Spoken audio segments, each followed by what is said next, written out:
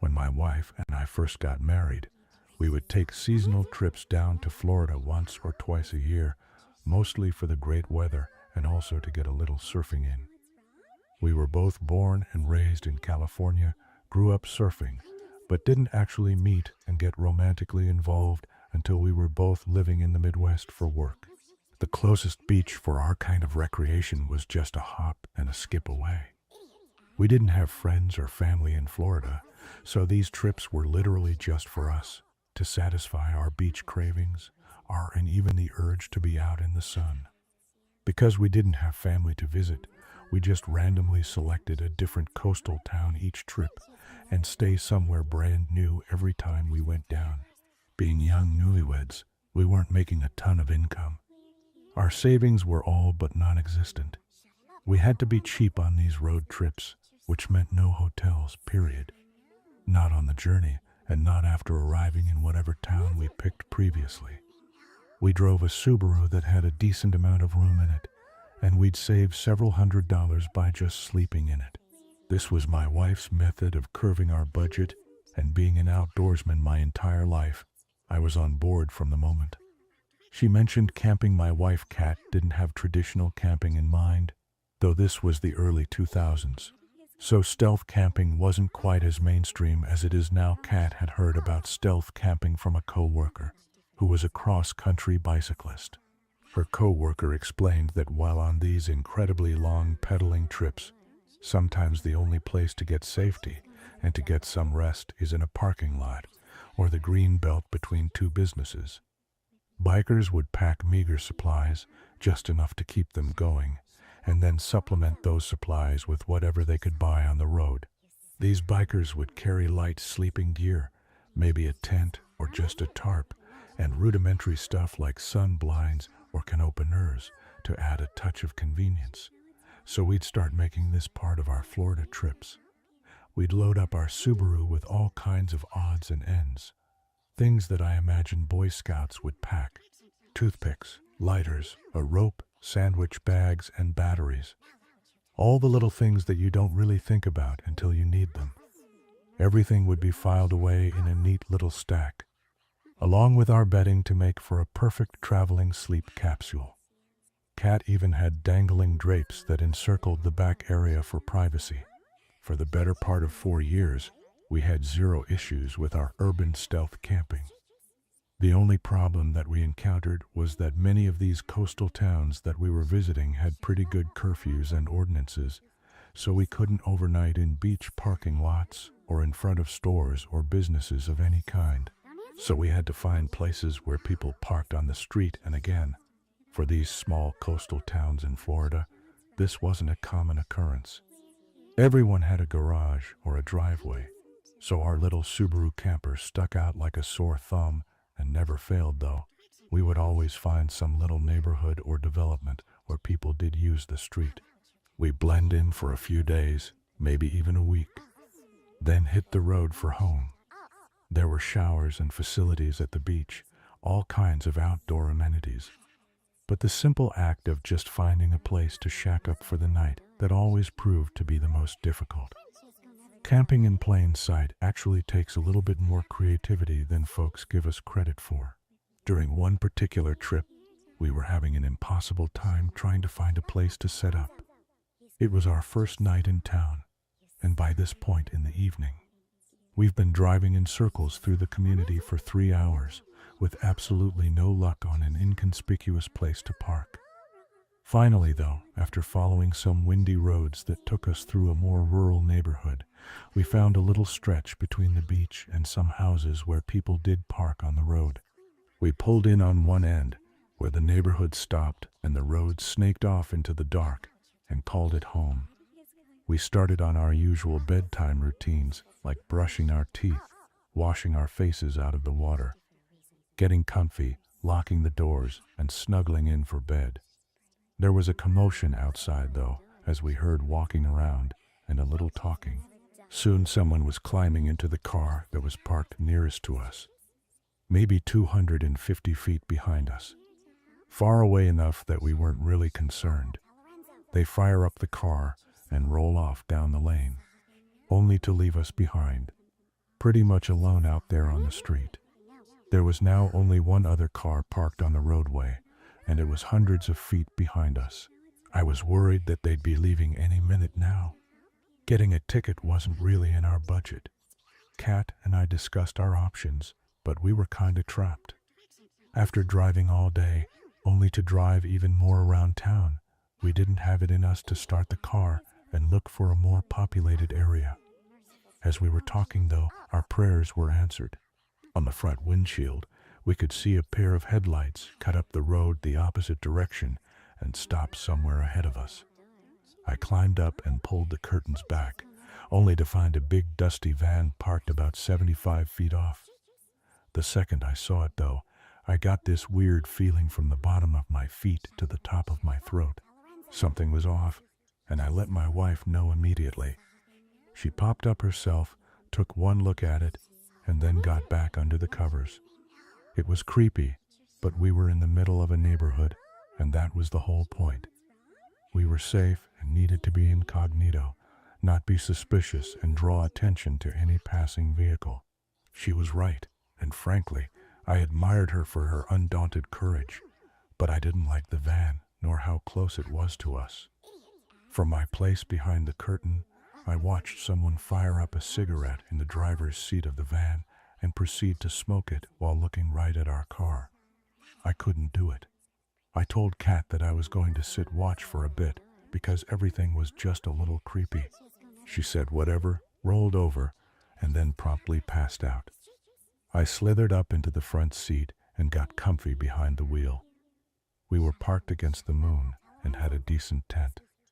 I was wearing dark clothing, kind of a perfect storm for not being seen behind the windshield. The whole time I just watched this hand go back and forth with the cherry of the cigarette. No smoke escaped the window, not even a whisper. Anyone smoking with the windows up is a total psycho, if you ask me. That being said, my paranoia was now at an all-time high, and to this day, I've never been so suspicious of a person. But I couldn't let it rest. After 30 or 40 minutes of just staring that van down, I finally decided that I was going to go for the long haul. I'd see the sunrise if I had to. Whatever it took to make sure this guy went away. I got the jet boil, the percolator, everything I would need to make a quick, quiet pot of coffee. I set the whole thing up outside the car, on the ground, on the passenger side, so I could stay somewhat hidden from anyone driving by or looking out from their window. I also wanted to force the action. I got tired of watching that van and waiting for something to happen. So I got out and essentially offered a challenge to anyone that wanted to mess with us. Here I am out in the open, no tricks to be pulled. I watched the night sky, listened to the heat whirring beside me, and then I heard the click and slam of a car door opening and closing. I look over, and there's that guy from the van, awkwardly staring at me across that 75-foot gap. And then almost immediately, he starts walking right toward me, one hand in his pocket. He didn't seem panicked or intimidating or anything, just the energy of a man running an errand. I, on the other hand, was low-key tripping out just underneath my skin. This was what I wanted to happen with my open challenge to the world, right? But now, he was coming over. I realized that I bit off a little more than I can chew, and now I was about to choke. I took a deep breath just before he got within earshot, reminded myself that everything was fine. I had a 14-inch Bowie knife laying in the dirt beside me, something my wife and I traveled with everywhere we went. I was going to use it, hopefully to scare this guy off at the first sign of trouble, and if not, very soon. In his chest before he could kill me or my wife. He gets within 25 feet and just stands there, more of that awkward energy. The more the guy does, the more strange that he seems. His hands go in and out of his pockets. He pushes his hair back a few times and then finally comes over, within talking distance. He says hello and asks me, "How's it going?" We share some very brief small talk before you ask me for some matches. The only matches that we had are in the car, but I do have a lighter for the jet boil, so I hand it over and explain that he can just keep it. He seems blown away by this, like he's never received a kinder act of generosity. Continues to thank me over and over again. After a string of thank yous comes to a final end. It goes back to just awkwardly standing there. That's when it occurs to me how big this dude is. 6'2" at the very least. He's broad too, a well-built fella. But it was so dark that his dimensions were hard to discern at first. Now that I sized him up, I was a little uncomfortable again. His awkwardness came off as apprehension, like maybe he was about to jump me or something. You better believe that I had that knife tucked in my waistband just underneath my shirt. It was still in the sheath, so honestly, it would have been a pain to get out and use, but having it close was relieving. I poured 2 cups of coffee in the disposable throwaway cups that me and my wife used. I offered up one to the guy. I told him that I was staying awake for a bit, for a photography shot, as I was an amateur photographer. This part was actually true, but there wasn't any shot that I was looking for. This was just an up and down lie, short of the being an amateur photographer part. That's about the time that this guy decided to dive into his backstory. The stranger told me his name, something I still don't remember, and that he'd very recently been released from prison. He was moving along the coastline on his way to Miami, where he had a job lined up. I nodded along, more interested than you could believe. I could have easily earned an Academy Award with the performance that I put on. Like I was this guy's old high school coach, and he was catching me up on his life or something. Honestly, I wasn't paying attention to what he was saying at all. I was all caught up in a panic, letting one hand rest near the knife in my waistband while looking for signs of aggression in his body language. None ever came, but I was still on high alert. I told the guy that I wished him luck and was going to be turning in soon myself. He said thanks again, then milled around the area for a little bit longer before climbing back into his own van. I saw him light another cigarette and just went back to lounging in the van. For whatever reason, he continued to stare at us. Red flags and alarms had been going off in my head all night, but here I was, somewhere around 2 in the morning, and I hadn't slept any yet. My interaction with that guy was very creepy, but nothing so scary that I needed to run in the other direction. I convinced myself that he was a guy just down on his luck while I put my coffee supplies away, then slipped into the front seat and watched the area for a few minutes before deciding to turn in. But just as I turned to climb back into the bed space with Kat, something caught my eye. I saw movement along the vegetation between the road and the beach, a shadow at first, but soon I could make out the undeniable figure of a man, one even larger than the guy that I was just talking to. He skulked along the underbrush until he was level with the van, then crossed in front of it and climbed into the passenger's seat. He was very careful with the handle, as I couldn't hear it open nor latch when he silently pulled it closed. The guy was going the extra mile to make sure that no one knew that he was out there. Great. Not one, but 2 ex-convicts roaming around not 100 feet from where my wife and I are trying to sleep. I slammed the key into the ignition and flooded the area with my high beams. Right there in front of me, I could see both guys sitting in front seats of the van, and they gave me a creepy, rotten grin through the glass. The driver held up the lighter and waved it back and forth at me. My wife asked me what the hell was going on, but I just shifted the car in a drive and whipped around to get deeper into town. The logical thing would have been to blow right past them, so I hadn't been down the stretch of road, and that was literally where they'd come from, but we were definitely more familiar. If I was going to have an advantage, it would be to go where town thickened up and more people could intervene. I'll never forget looking up through my rear view and through the flailing fabrics of the blind, seeing that van peel off the shoulder and come rolling after us. They didn't turn their headlights on, but simply followed along in the dark. I could only see the grille and the headlights by the glow of my red backlights. It was a very haunting visual. I did my best to quickly explain to Kat what the hell was going on, all while she's sliding from wall to wall in the back of the car. I told her that the guy in the van was released from prison this week and had a friend that he didn't mention sneaking around in the dark around our car. As he didn't mention him, I assume his intentions were probably not good. He was likely casing our situation, seeing if we had anything of value. That kind of thing. It only took Kat one peek out of the back window, where she saw the glowing silver grille of that van coming up right behind us, for her to agree that I made the right call. It was time to get the hell out of there, and we had to do it now. Fortunately for us, the neighborhood led right into a well-lit community. Suddenly, that dusty piece of shit van wasn't so scary behind us. They actually looked like assholes, racing and squealing around. They backed off after barely a quarter of a mile and looped back into the darkness near the beach. I drove us to the nearest pharmacy, parked under a light pole, and did my best to fall asleep.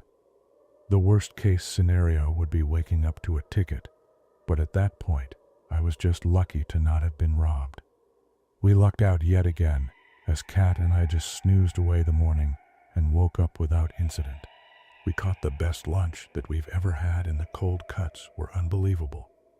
We didn't see that van again, and frankly, kind of lost interest in stealth camping. It's been hotels and Airbnbs for us ever since. Personally, I've only ever gone stealth camping one time, and it was during a 2-day drive between where I was going to college and my hometown. The drive itself was about 20 hours. And the town that was smack dab in the middle of that drive was Moab, Utah. I had never been to Moab, but I guess maybe driven through it once, but I'd heard about it just like we all have.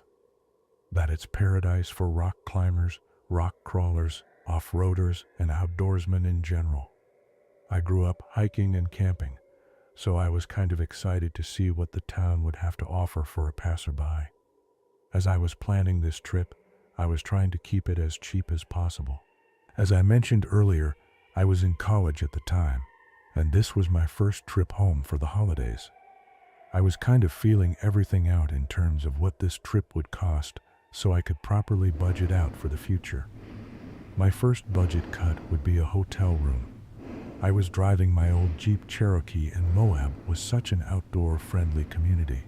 I figured there would be a plethora of campgrounds in that area. I'd just roll into one for one quick overnight for 5 or 6 hours.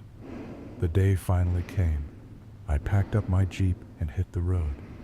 Everything went exactly to my plan, cutting through the miles until finally, right down at sunset, I got within 10 or 20 miles of Moab.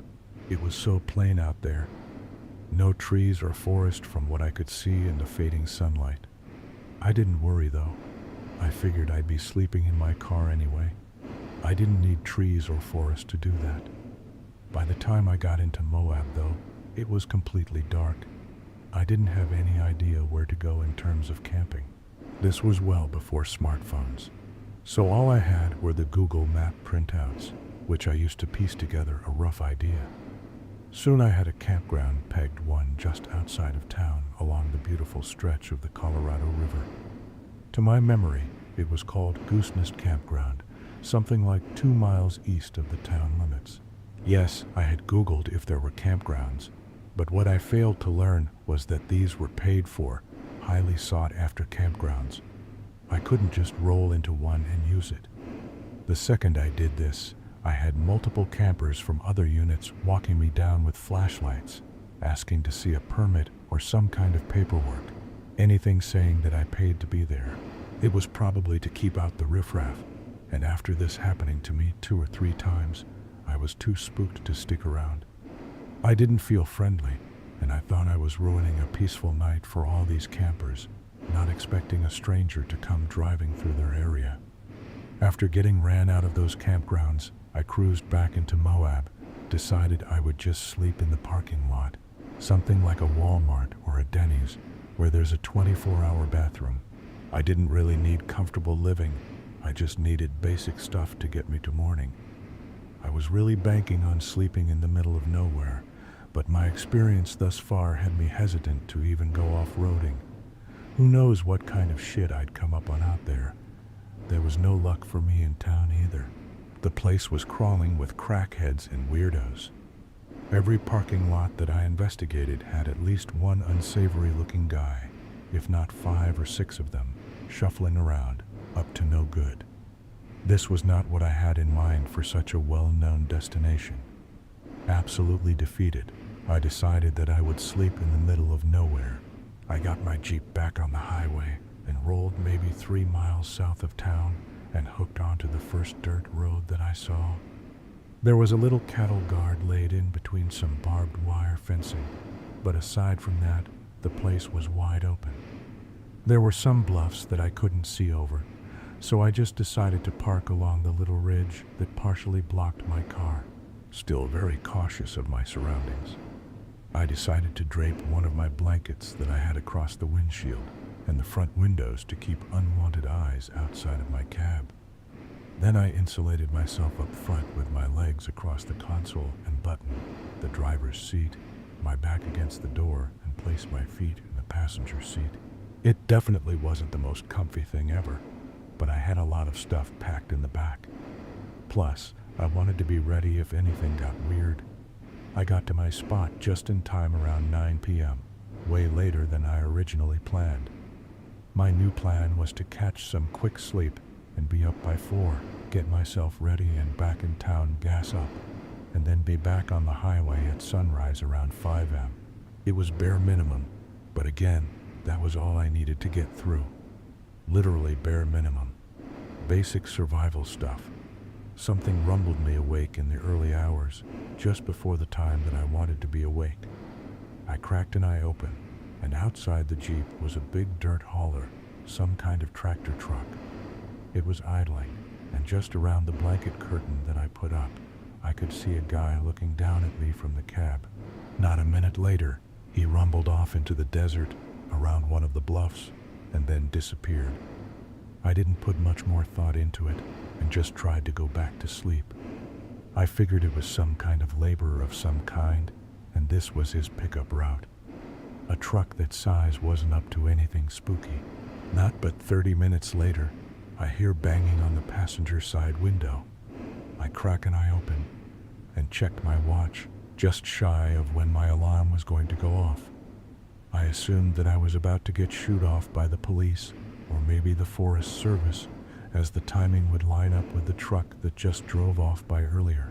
I yanked the blanket down to find an old beater Chevy outside with a guy staring holes through the glass at me. I started to wave, but before I could, someone bangs on the window directly behind my head. They banged on it so hard that it rattled my teeth, and I slowly began to realize I'm completely surrounded. I turn, and sure enough, there's another guy that looks a lot like the first. Plain t-shirt, Levi's boots. They both start hollering for me to get out of the car. For whatever reason, I obliged. I wanted understanding, just to let these guys know that I was just passing through.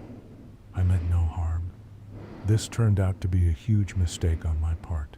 The second that I unlocked the vehicle, the guys yanked both doors open, pulled me out of the car by my arms and my shoulders. Once they had me on the ground, one sat on me, while the other went through everything that I had, starting with my glove box. Saying it was a thorough investigation would be an understatement. I watched while this guy turned my front seats upside down, dumped my glove box and console in the dirt, pocketed anything that I had of value. Coins, electronics, you name it. I swear I even saw him take my push-in lighter just because it was shiny. I explained to the guy that was holding me down, I'm a college student. I'm from out of town. I didn't mean any trouble. I was just lost and trying to get some sleep before hitting the road again. The guy literally mocked everything that I said, repeated it back to me in a stupid voice, even slapped me a few times, all while laughing. He didn't care who I was or where I was from. After a few more minutes, the sun crested the hills. Everything was lit up. I don't know how, but I could tell that that made these guys nervous. I could hear cars on the highway which I thought were closer during the night, and now that I could see it, it was a good quarter-mile away from the main stretch of road. How these guys had found me, I couldn't really be sure. I thought I'd done a pretty damn good job of hiding out. Eventually, after 10 or 15 minutes of being pinned to the ground, they just took off. They instructed me not to follow them, not to call the police, or do anything stupid, because if I did, they'd come back and kill me. They were very, very clear about this when they said it to me. Either way, I'd already made up my mind. They didn't really take much from me, mostly just some food and what little cash I had in front with me. After making sure I was okay and intact, I got back in my Jeep, went back towards Moab. It took me a bit, but after making a couple of laps, I found the police department, went in and made a report. At first, they were pretty dismissive, as I was a college-age student, an out-of-state license, and dirty as hell. I probably looked like a crazy vagrant. Only after I explained where this happened did the officers seem to take one of the deputies asked me. I did my best to explain exactly where I pulled off on the road. The deputy turned back to his superiors, and they talked for a moment, going over some notes of prior reports. It turned out that the guys that had robbed me had been making trouble around town for a couple of weeks, and most, if not all, the reports were coming from the south side of town. Furthermore, the dirt road that I pulled off on to get some sleep, well, that road led to a pretty big ranching outfit, and I don't mean a dude ranch resort, but a real agricultural facility. They even had a mine out there on the property, hence the big Mack truck that rolled by me in the early morning hours. Well, a couple of guys had been sneaking in and out of the ranch, usually in the middle of the night. They would come in empty-handed, stumble around the property until they turned on some alarm. Then they would go scurrying back out into the desert with whatever they could grab. Tools, copper, raw ore, building materials, literally anything they could sell into turning a couple of bucks. My misfortune turned into a stroke of luck for the local police department. I took them out to where my incident took place, and from there, the sheriff's department was able to track these assholes down by the end of the day. They found them holed up in a little cave in a wash that intersected with a river. They had water storage, all kinds of stuff to give them actually a livable, decent life. The issue is, they all pillaged locals and travelers like me to get it all. Not after that day, I got all my stuff back, which, as I said, wasn't really that much. Maybe 50 total, along with some of my personal stuff like blankets. I have no idea what happened to all those men, but I'm sure the camp was cleaned up. Missing items returned to owners, and everything else dumped in the trash. From there, I'm sure those dudes got locked up, and I went about my business. Like I said in the beginning, this was my first and only time stealth camping, and I can confidently tell you I'll never, ever do it again. A few years ago, my wife and I were going to go visit her sister somewhere in the Pacific Northwest. We're an older couple, but not ancient, not even retired, so we make up all trips like this pretty often. Recently though, or at least within the last 5 years or so, we've been hearing about a new fad called stealth camping. My wife and I thought this was funny as we'd done this kind of thing for years across many different states and many different cities. I'll admit we were fascinated though. We found all kinds of YouTubers and TikTok streamers, people coming up with new ways to camp in more and more populated areas. Some of the stuff that we were seeing was genius, cutting-edge kind of thinking, and some of the other content. So I'm going to go ahead, and I'm going to go ahead, and I'm going to go ahead, and we started simple at first, just sleeping in the car in well-lit parking lots, then slowly transitioned into more isolated methods of camping. Instead of sleeping in a Walmart parking lot, we'd find a luxury condo, or maybe even a gated community, somewhere with a little more security. We'd follow someone inside, find a nice, non-reserved parking place, and sleep away the night without anyone knowing. Dawn would come, and we'd get ourselves ready, roll right out the exit gate as if we'd lived there our whole lives. It was a lot of fun, and always made for some mild excitement. Now, stealth camping isn't quite the same as boondocking, which was something else that my wife and I had done. Boondocking is just breaking camp in the middle of nowhere, generally public land, and that doesn't have services or any amenities. It's essentially just typical camping. We like to stealth camp because it kept you in town limits, and you didn't actually have to get to anything set up. You got to utilize your car in a way that you normally don't get to. Well, after a year of exploring and experimenting in the great fad of stealth camping, we decided to try something new. We visited my sister-in-law. Instead of just using a car, we were going to actually find a place within town and city limits to set up a little camp and sleep outdoors.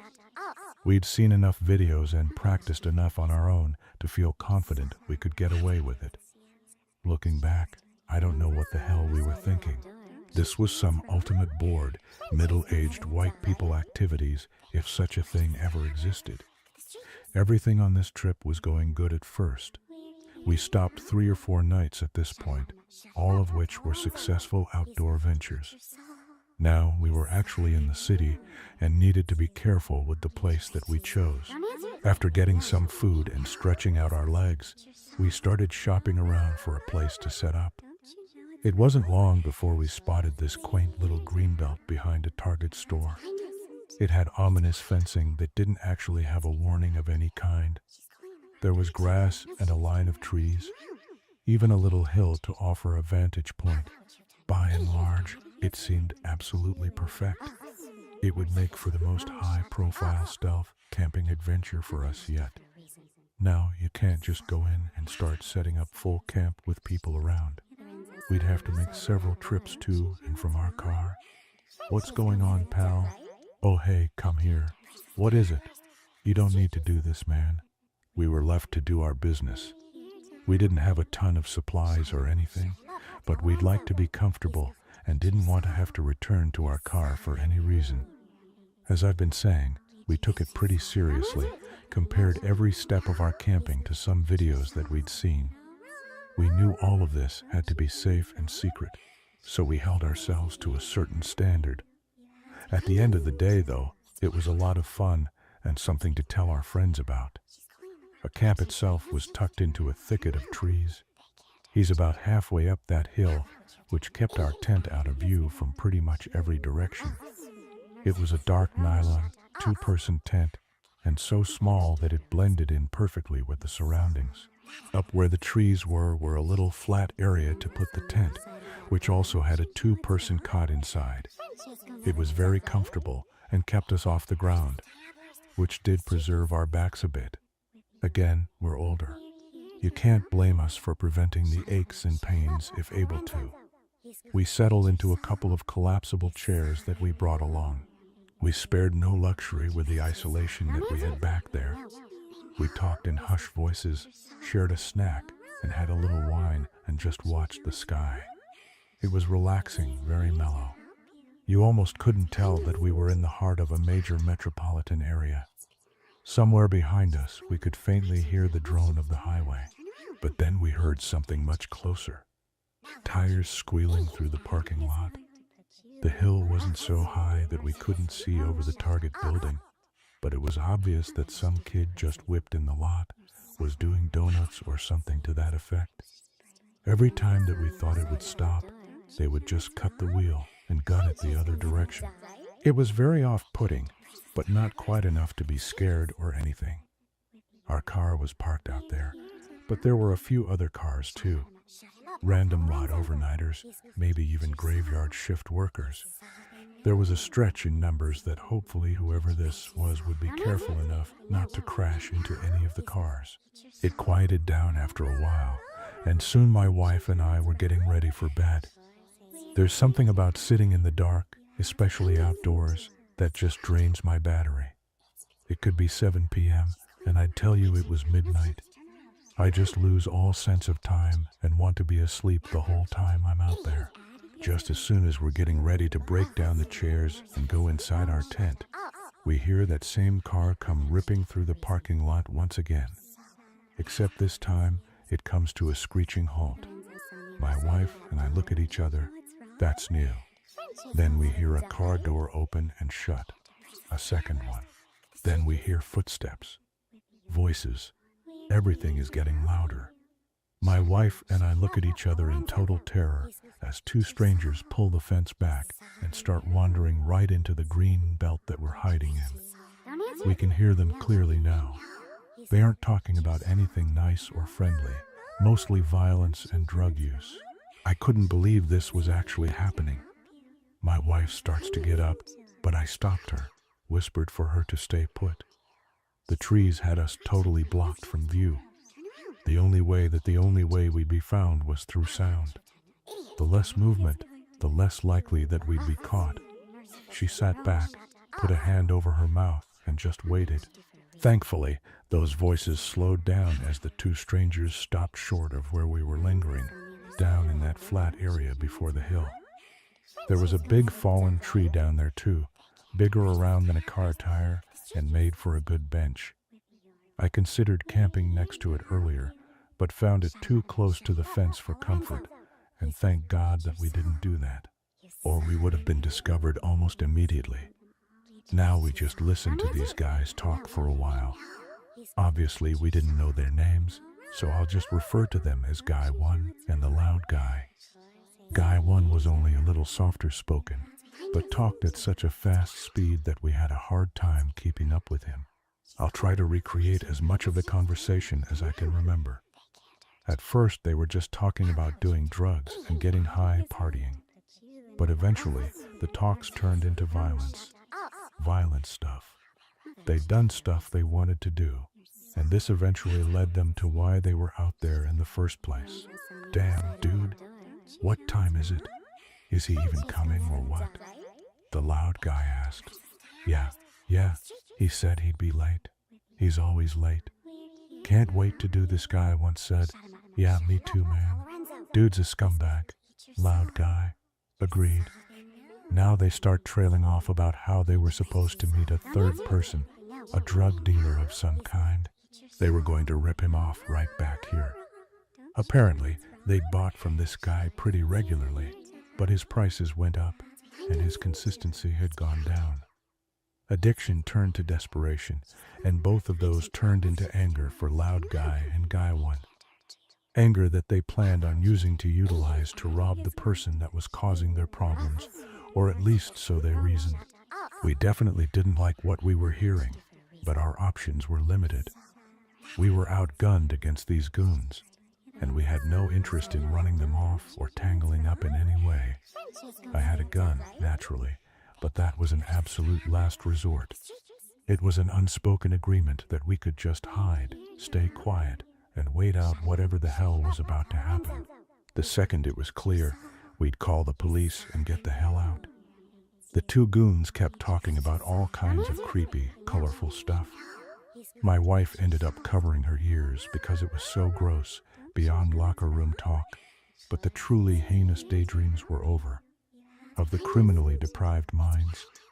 After a while, we heard footsteps approaching from the outside. I prayed for a security guard or someone, but it turned out to be the long-awaited drug dealer. Showtime.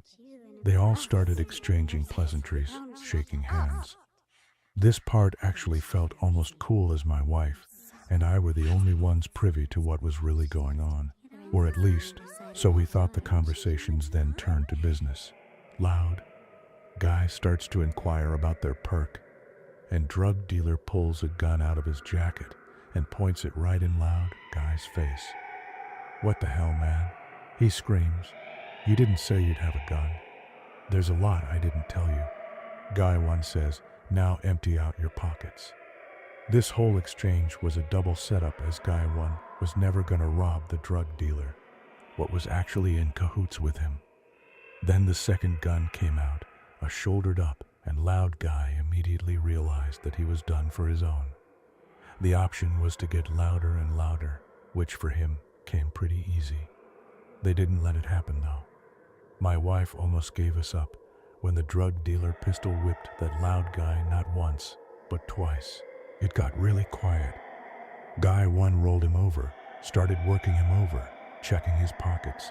then literally hog-tying him. Loud Guy started to grumble again. I would thought they were friends. It wasn't supposed to be like this. Guy 1 took a filthy rag from the culvert ditch and stuffed it inside his mouth. Talk about cold-hearted. After that, drug dealer and Guy 1 went through the contents of Loud Guy's pockets. They even took his shoes and his socks off, where I guess the real haul was found. From what we could hear, they came upon 900 in cash, half an ounce of cocaine, and also had piano wire in his pockets, apparently a tool of his. Then, the worst thing that you can imagine happened. My wife's whole body lurched, her eyes went wide, and she let out the loudest sneeze that you can imagine. I froze, totally shocked at what just happened. My first instinct was to say something like, "What the hell?" But I knew that would only add to the fire that we just started. She put a hand over her mouth and nose and did her best not to breathe. She has wicked allergies in the Pacific Northwest. We had forgotten all about it in the moment, and now it was too late. It just got us busted. I watched through the trees as all three heads, even the guy tied up on the ground, slowly turned up to look in our position. The drug dealer even briefly pointed the gun up at us. We didn't move. We didn't give up exactly where we were. We knew the hill was dark and shrouded, especially where our tent was. Much to our surprise, the drug dealer and Guy 1 started to backpedal towards the parking lot. They shouted a few threats, talked some tough guy shtick, and even threw some more shade on Loud Guy, who's still tied up on the ground. My wife and I kept still as they slowly disappeared through the fence and around the side of the building. They hopped inside Guy 1's car, the squealing menace from earlier, as we realized we never actually heard the drug dealers arrive in a vehicle. We surmised that he must have walked from some nearby location to eliminate loose ends. The car tore out of the parking lot, left us alone in that green belt. Alone, except for Loud Guy. He was aggressively rolling back and forth at the bottom of the hill. We could hear him grunting, struggling to get free, but it was no use. After 20 minutes or so, he finally gave up, panting, face down in the dirt. I honestly think he passed out from exhaustion. My wife and I wasted no time, immediately started breaking down camp. The chairs first, then tucked in all our loose equipment into the cooler, like a big stacked up pile. We took the tent apart as quietly as we could, careful not to step on anything that might give us away. Once that was rolled up, we were ready to break for our car. We heard something though. Loud Guy was starting to fight with his bowing knees again. Except this time, he was clearly making some progress. It wasn't more than a few seconds later, and suddenly his arms were free, which moved down quickly to get his ankles undone. Soon, he popped up muttering to himself, brushing the dirt off his clothes. My wife and I were frozen. We had no idea what the hell to do. We were already scared enough at just the prospect of trying to walk by this dude, but now he was up and free. He took one final look around the greenbelt, then bolted for the parking lot. We stood and listened to his fading footfalls until we couldn't hear them anymore, then stood and listened some more. We weren't in much of a rush to get caught by any of these people. It was just by pure luck that none of them had come up the hillside to see who or what we were. Once we were positive that everyone was gone, we huffed all of our stuff out to the car and dialed 911 and hit the road. My wife made a full, thorough report, all except for the fact that we were camping behind Target. The dispatcher assured my wife that lots of calls came out of this part of town. Apparently, we've been trying to camp in one of the more crime-ridden areas of the city. We'd never heard anything more about the trio of drug-dealing turncoats. And believe it or not, my wife and I continued to stealth camp after that. We just upped our game, like we always do. We do way more research now, as the internet has made it much easier to avoid crazy encounters just like that. That night, we caved and got a hotel, just to avoid any further chaos. If you're going to stealth camp, be careful. Be quiet, be careful, and be prepared for anything. When I was a kid, my dad and his buddy would take me out woodcutting deep in the Montana wilderness. My dad's friend, Uncle Kermit, drove this ancient, dilapidated truck that you could literally see through the floorboards of. The wheel wells were completely rusted out, the exhaust was chewed through, and loud as hell.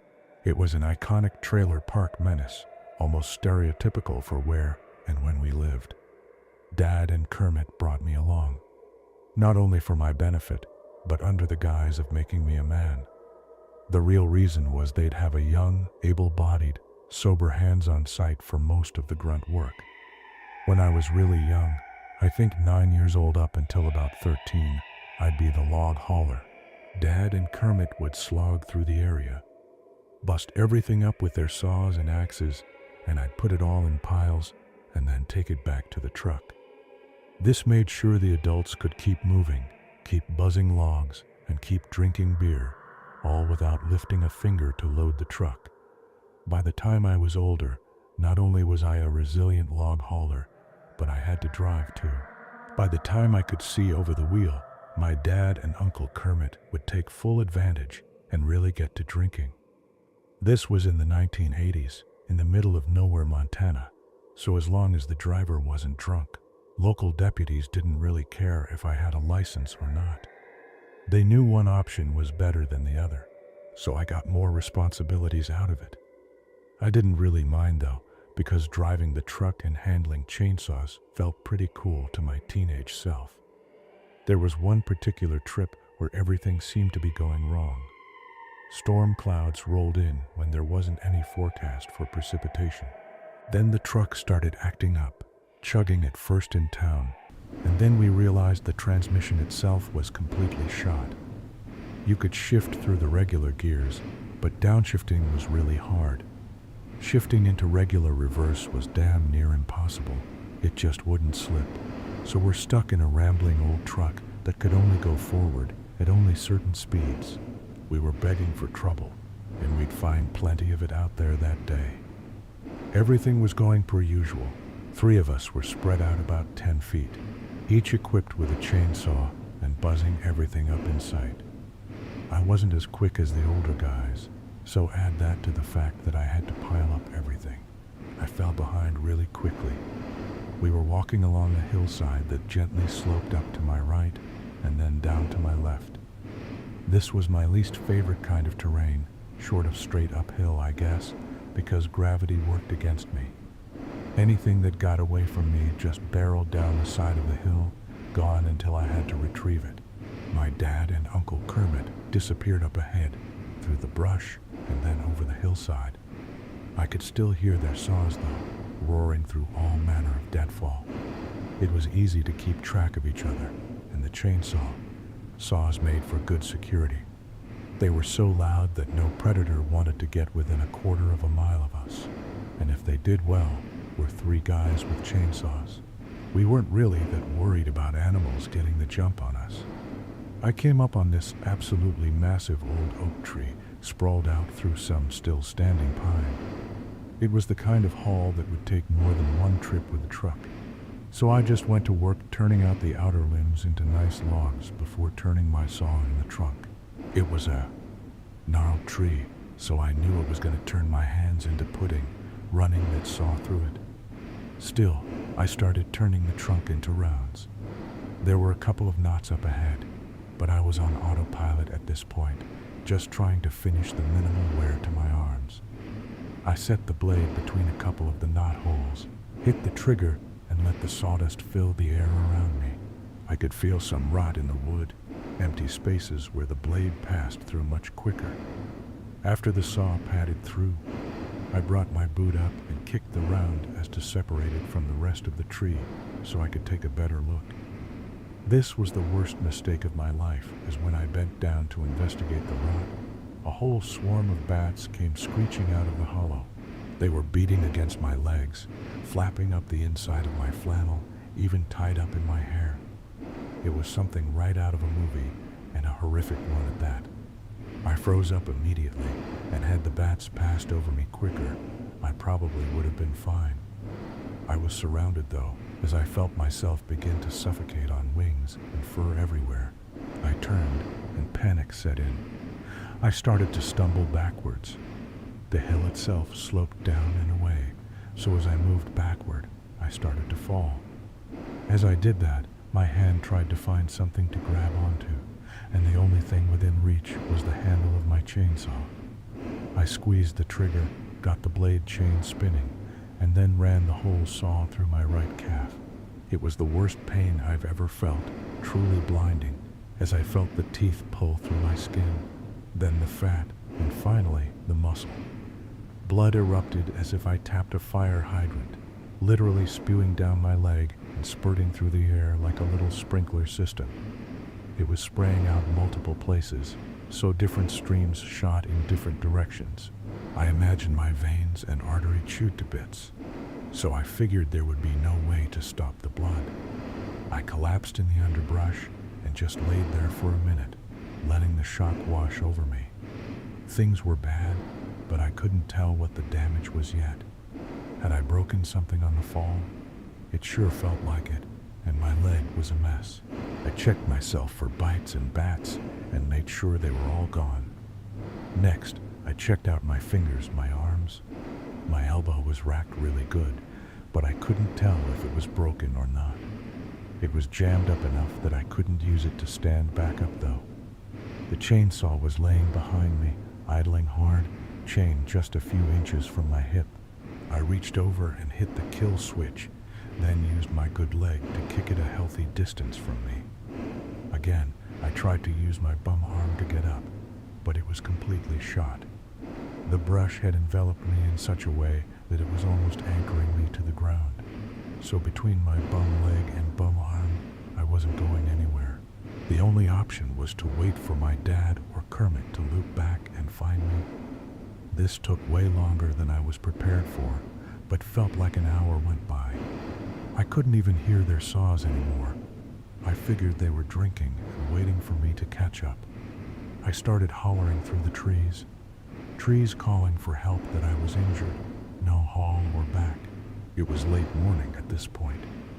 Well, I wasn't worried about overnighting or anything like that, but I was aware of how much blood I was losing. More time passed. I couldn't tell you exactly how much midday came and went. I was still alone, losing body temp now and starting to smell my own wound. I was starting to entertain the idea of death when I heard my dad calling out, and I quickly shouted back, "Try," to where I was. I could see them through the trees, maybe a quarter mile away. I kept shouting and started shaking near branches to show them exactly where I was.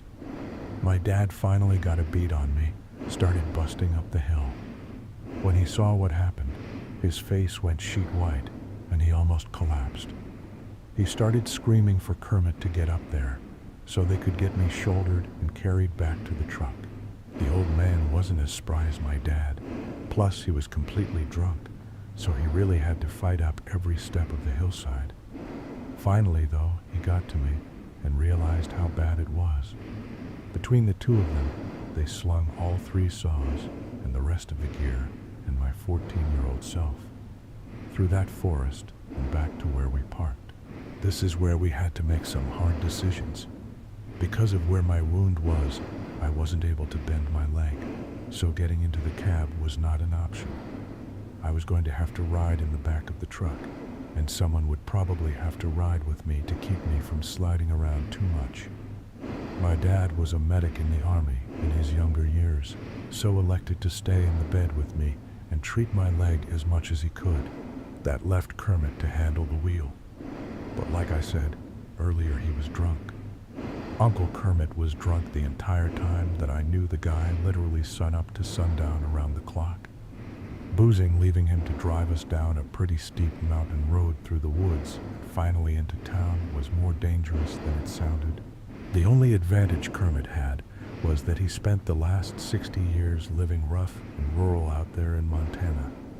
He knew every road, every hairpin, like the back of his hand, not even just the roads, but the terrain and all the changes in between. He could walk from one town to the next and never take a single step off course. His sense of direction was really unbelievable. My dad got me nestled into the back of the bed, near the back window right behind the passenger seat. He cut my pants away and did what he could for my leg, elevated it, wrapped it with clean cloth, and then applied pressure. We didn't have a full first aid kit or anything, so what he could do was pretty limited. Meanwhile, Kermit did his best to get the truck fired up, then did circles until he got turned around and sat on the right road home. Remember, we didn't have reverse, so we had to be careful where we pulled in and parked. Then we were off, sailing, navigating that old piece of shit through all manner of mud, muck, and washouts.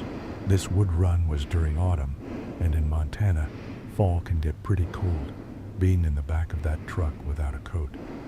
I started shivering not long into the drive. My dad did what he could to bundle me up, but with the wound, my body was just shot. I needed to be inside and getting treated. Every bump sent me into hysterics from the pain, and fresh blood would start gushing out all over that dingy metal of the back of the truck. When it started to pool so much that it was filling the grooves in the bed, my dad really set to work on it again. This time, he had much better luck, as whatever he did stopped the bleeding up much more effectively. It hurt like hell, but it had my leg plugged up for the time being, as long as I didn't move too much. Things almost seemed like they were going well for just a moment, until suddenly, the entire truck just veered off the road. We're blasting through a ditch, lopsided as hell, with branches. I don't know if you can see it, but there's a truck in front of me, and I can't see it. I can't see it. I can't see it. Down the mountainside. There was probably a more legitimate medical diagnosis for this, because he would literally pass out with a moment's notice. You could be talking with him, middle of the day. His eyes would be closed, and he'd start snoozing right there in front of you, standing up and everything. It was kind of hilarious, and always a sight to see. With that being said, though, it was a danger on the road. Anyone who was friends with Kermit knew that driving with him was a fool's errand. Either you had to be the one to drive, or you had to be alert enough to shake that old man awake the second he would fall asleep. That just became our new top priority, even above the fatal gash in my leg. If we crash the truck, everybody dies, not just me. I saddled up so I had both elbows hanging out of the bed, kinda wedging myself in place, but also had my left palm ready to bang on the driver's side window if my dad was by my legs, trying to keep them still, but also perched and ready to pounce against the glass the second Uncle Kermit nods off once more. It was hairy, scary, and everything in between, man. Being a kid, I actually felt guilty more than anything back there, like I put us in that situation. I felt at fault for putting us all in danger, so I wanted to do as much as I could to help avoid it. We got another couple of miles, which, on a downhill mountain road, takes much longer than a city or a town. Uncle Kermit fell asleep again, and I mean full head snap, chin to chest, snoring everything. We both saw it immediately and started wailing on the glass. Thankfully it worked and woke him up. It woke him up so fast that he didn't know where the hell he even was, and waved out the window like there was oncoming traffic or something. I had to laugh. Some shit just never changed, no matter what the situation was. After 2 more times, we were almost at the foothills of the mountain. It was only a 10-mile haul, but when you're going back and forth at 15 miles an hour, it does take a while. There was one big last curve before the grade straightened out and started to dip into the flatlands that would take you back to town. There were a few small communities between us and the hospital. Nothing that would be able to stitch me up. However, along that last curve, Kermit fell asleep, and he didn't wake up when we banged on the glass. The truck started to swing wide, really gain momentum around the bend. It was obvious that we're going to roll, and I mean any second now. The back tire already felt like it wanted to lift off the ground.